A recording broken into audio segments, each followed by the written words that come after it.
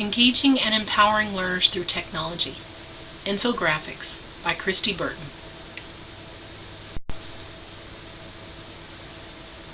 It was John Dewey who said, "If we teach today as we taught yesterday, we rob our children of tomorrow."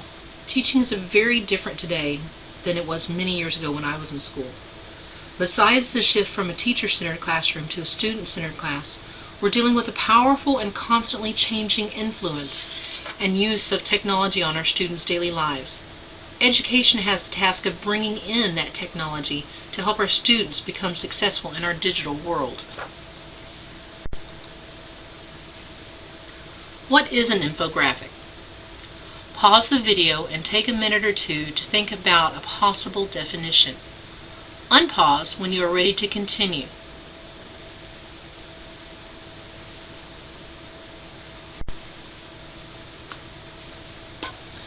Why use infographics? Our technology standards are supported by them. We need to prepare our students to be competitively ready for a digital society. If we don't expose them to the many facets of technology, then we're holding them back. Infographics, as you saw in the video, are used for many different things. Take a moment and read the statement from Davidson's article, Using Infographics in the Science Classroom.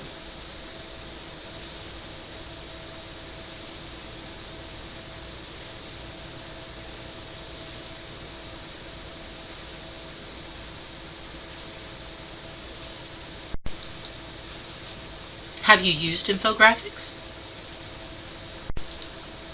How about anchor charts?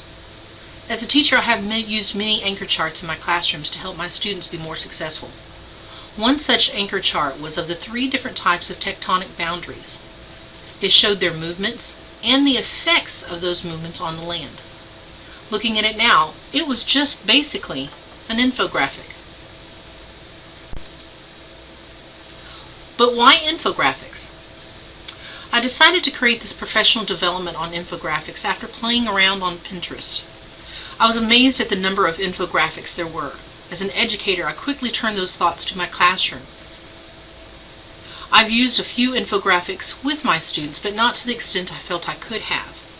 In addition, I didn't think I'd ever seen anybody in any of the classes use them.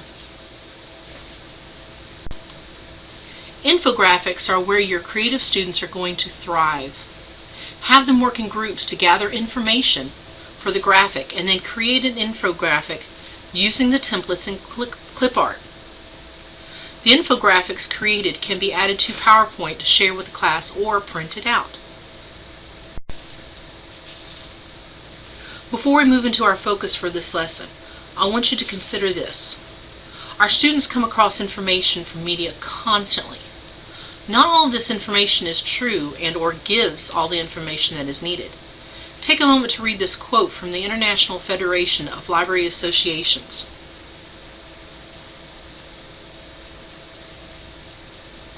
If the IFLA has created an infographic with 8 steps determining fake news, you'll be able to find that link in the resources section.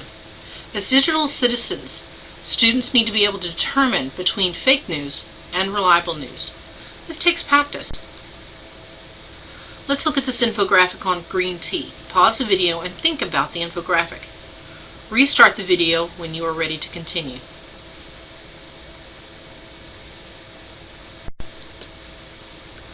What did you think? It has some very interesting information on it. Do you think if you saw this on social media, you might share it?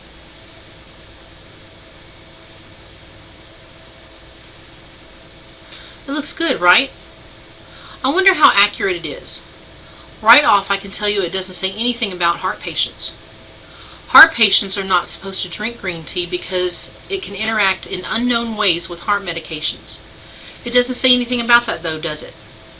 As an adult, we know when we view things on social media, it might not be true, or in this case, it might not have all the important information. Our students need to be aware of this. Part of teaching digital citizenship is helping our kiddos determine such things. It's something to consider, teach, and show your students.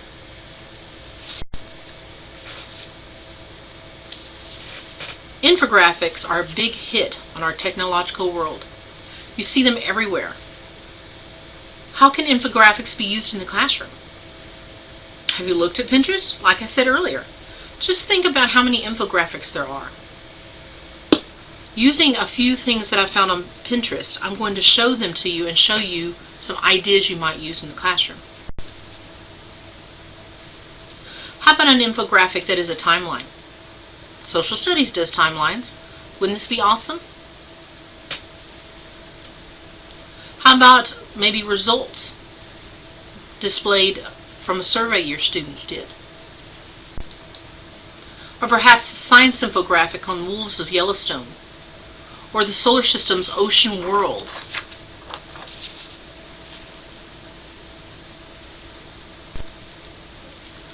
We can't forget about ELA, math, art, music, or PE. There are infographics for everything.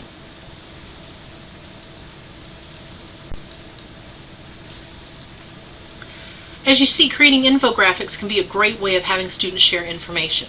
So how do we do that? There are a number of programs and apps out there. I'm going to list a few of them on the screen here for you to see and look into. And I'm going to be focusing on Easily, the third one down. I signed up for Easily. It has a free sign-up, or you can pay $36 for a full year. That's $3 a month. That's easy. What I'm going to do is I'm going to back out of PowerPoint and take you to the screen to show you how it works. So here's Easily. Now I've already logged in. Here's two of my infographics that I'm playing around with. And let's do a family tree. The elementary kids use family trees, so we'll try that out.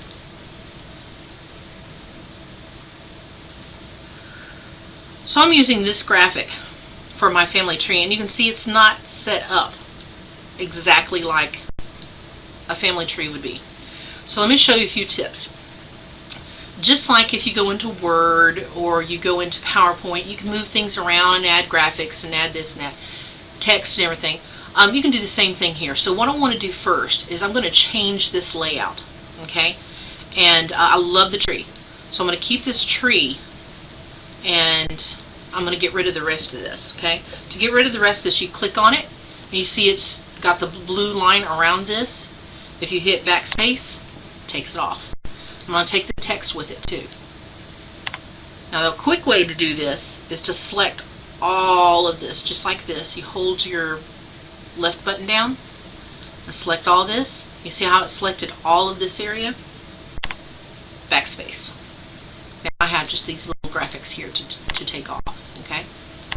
Or you can take the tree and move it off the board like that, then grab this stuff and delete it.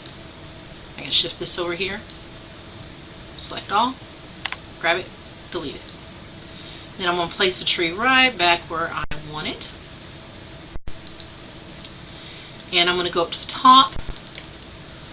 I double clicked on this, and I'm just going to say Burton Family Tree. And this is a Grammarly, by the way. This is not part of the program, so I'm going to disable that real quick so it's out of the way. Okay, now you see it doesn't look good. It's not sitting on there right. So most of you who have worked with Word and PowerPoint before, you know you can grab these little corners and change it around. Besides, you can change the text information up here too, okay, the size and the font and all that. I'm just going to start by just grabbing this corner here and just dragging it across. And that worked out great. I'm going to leave infographic there. Let's see, let's change this text to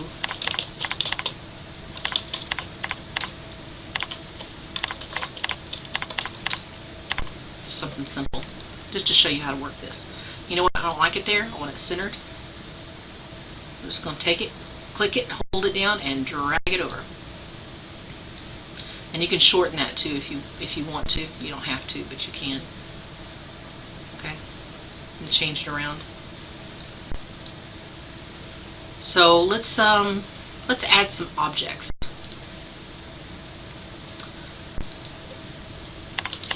Typing in people. I hit enter and it brings up these lovelies right here. I'm going to click see all. And let's see, this, I'll use this one for me. I'm going to take her and drag her down here. You see, when I got her down here, she turned huge.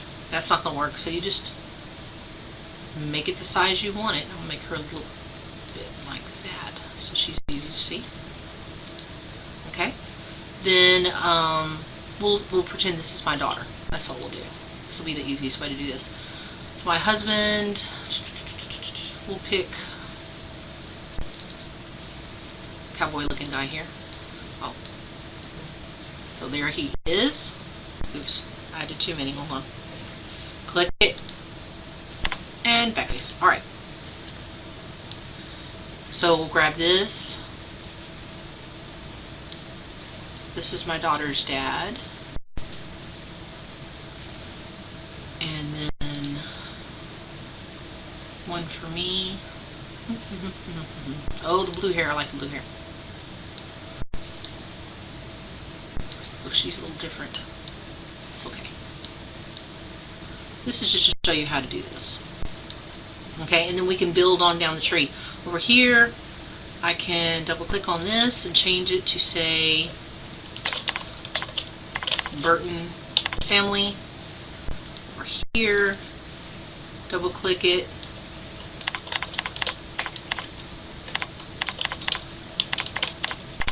Ponder family. And you can move these around too, you know, if you want the center, you just grab it and bring it over. If you want to add a little background of the family here or here, then you can do that.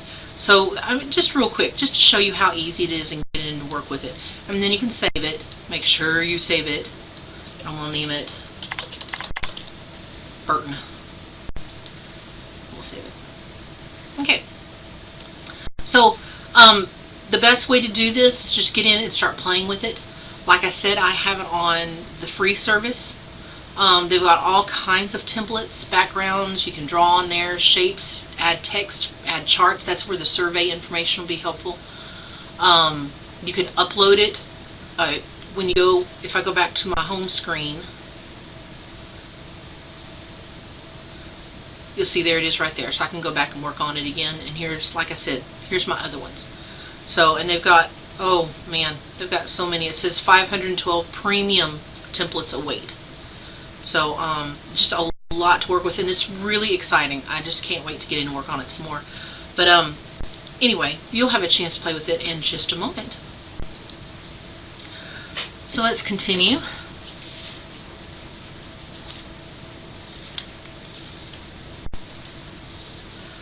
This part of the lesson is for you to create an infographic for your students to use as a lesson activity for class. You can use the ideas we went over earlier or come up with your own. First, choose a platform. I showed you one of 5 that were up there. I chose easily.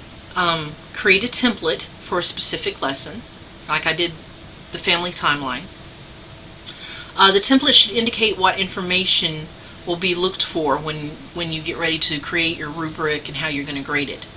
So just, you know, think about, okay, I want to make sure my kids include their grandmother and grandfather's side of the family, or, you know, if you're doing a timeline of Christopher Columbus, make sure, you know, it has the day he was born and, you know, when he sailed the first time, and, you know, all this. Just make sure you have it all set out like you would look for on a rubric. And then make sure you change and add graphics, try resizing, and also add text in, because you want to really get in and play around with it. So I'm thinking maybe 20-30 minutes. You can go ahead and pause the video. When you're ready to start again, go ahead and click and it'll continue.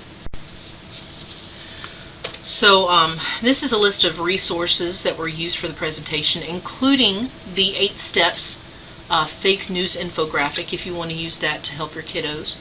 And then you've got the Using Infographics in the Science Classroom. That was a really good read. You might want to check that out.